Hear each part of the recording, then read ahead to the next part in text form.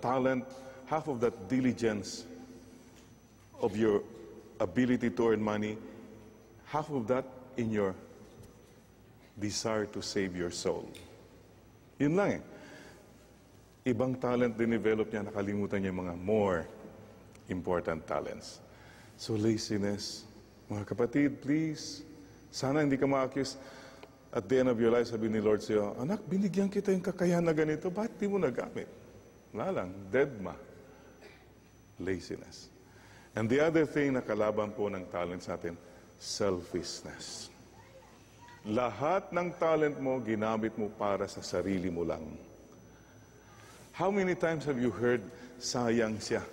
Sayang yung talent niya. Ginamit sana niya sa kabutihan yung talent niya. Have you not heard that before? Oh, matalino siyang abogado, pero ginamit niya yung pag-abugas siya, not to seek the truth or justice, but just to earn money. I also challenge, marami po mga professionals who use their talent only if there is a fee, for a fee. Hindi sila gagalaw kung walang fee. Many doctors, sometimes ganun. But there are doctors who say, medical mission po ako, Father. Good. May mga engineer dyan, para sila Engineer Chito. Oh, God, for the Lord, gagawin natin. Iyon pong ibig sabihin, you should not be selfish with your talents. After all, talent is lent. Galing kay Lord yan. And it should be lent to other people. So mga kapatid, pakicheck nga ho natin ang buhay natin. And believe me, marami po sa atin, medyo lampas na ng noonday, pa-sunset na po tayo. Aminin. Oh, what are you doing the rest of your life? Yun pong palagi kong sinasabi, payback time. Payback time. God has blessed you so much. It's time for you to say, Lord, lahat po, all that I am, all that I have is from you. I want to give it back to you. This world has been good to you. This nation has been good to you. Ilan pong yumaman dahil sa Pilipinas? And what are you doing for this country? Payback time. So mga kapatid, let us all ask ourselves today, Lord, ano pong gusto niyong gawin ko pa? Mga pulis, mga sundalo, oh, payback time for the country. Hindi payback para sa bulsa, no? Kailangan po talaga service. May we not be found wanting na nagkulang tayo. Tinimbang ka, ngunit kulang. Tignan mo yung katabi mo, tinimbang yan, baka sobra. So mga kapatid, magtimbangan po tayo. But the most important thing is the talent we have shared. Mayroon po mga taong multi-talented. Believe po ako. Napakadali sa kanila. Everything is easy. But you see, parang unfair, no? Sometimes, parang ganun, Lord, unfair. Nasa Kanya na lahat. Mayroon na siyang beauty, mayroon pa siyang brains. Bakit ganun? Ako parang may brains, may brains, brains and brain. No, please don't worry about that. That's not the bottom line. The bottom line is, anumang binigay ni Lord sa'yo, i-develop mo at gamitin mo to help people and to give glory to God. Yun ang kagaling lang po namin kay Saint Padre Pio. Wonderful saint.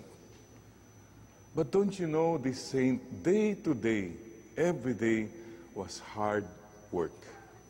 Waking up at 2 in the morning, 4 o'clock Mass, nandiyan ay mga tao from all over the world, nung buhay pa siya. After that, confessions, 8 to 10 to 12 hours every day. He did not become a saint just like that. Hindi po. Or you think of great people. Well, Helen Keller, for example. Well, you don't have to go far. Fatima Suriano. Yeah. Why did she learn all this braille, this singing? Hard work. Minsan nga nakakahiya eh. Look at her. She's blind, kidney transplantee, but she's doing her mission. pigang-piga ginagawa niya for the Lord. And you and me, with all our capabilities, what for? Para qué? Just for yourself? Just for your glory? Think about it. Ano mang magawa natin, no matter how small, let's do it now. Let's do it every day. Kagagaling din po namin sa Holy Land, by the way. And one of the persons who inspired our group sa Holy Land was a young man named Erwin. Naka-crutches po siya, pero lahat po ng pilgrimage sites, pinuntahan niya. Naglakad siya sa Mount of Olives, naglakad siya sa Via Dolorosa, yung Stations of the Cross, bumaba siya sa Nativity Cave. Hindi po siya nag-give up. That is talent, and talent, not only talent, but hard work. Tapos mga iba na pilgrim, ay nako, ang init, ay mga ganun-ganun siya. This boy showed us what it means. By the way, the other thing that struck me was yung mga magulang ni Erwin, si Banat San, saka si Isabel, and the wife Rina, yung support nila sa anak. They were there to support. But not to baby, Sometimes, kaya mo yan. Sige, tinutulak din niya siya. Siguro ito pong maganda. Blessed are you who have talents, but more blessed are you who see and encourage talents in other people. Tignan mo nga ulit katabi mo. May talent ba yan? Ano palagay mo? Meron bang? O sabihin mo sa kanya, pakisabi mo nga yung magandang talent niya. Ang ganda mo, ang galing mong magpataba, o mukhang maamo ka. You see, we have to point out talent and encourage talent in one another.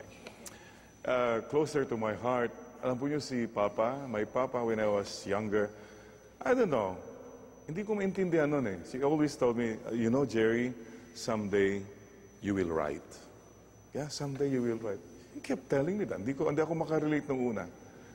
But the point is this, because my father saw a possibility, he pointed it. He saw a talent, he pointed it. Little by little, I started to write. I'm not much of a writer, but the point is this, na-discover ko yung talent ko, nagagamit ko yun para makatulong kahit papano sa tao, at nagagamit ko for the glory of God.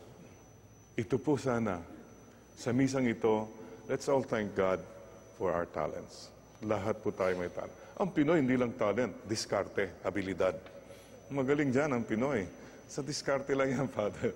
Kaya lang, yung mga diskarte, abilidad, number one, make sure you use it in the right sense.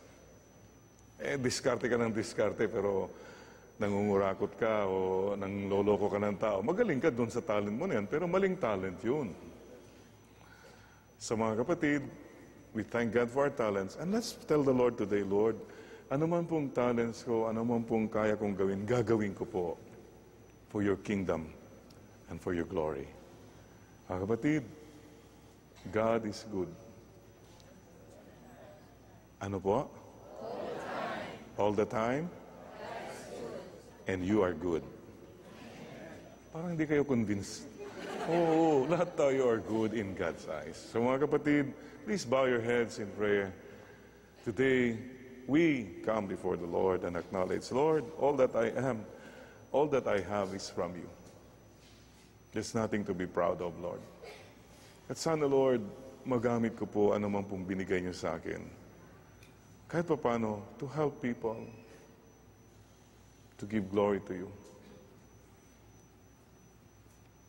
And thank you again, Lord, for all the people who have encouraged us, pointed out possibilities and talents in our lives. Thank you, Father. Thank you, Jesus. Thank you, Holy Spirit. Thank you, dear Mama Mary.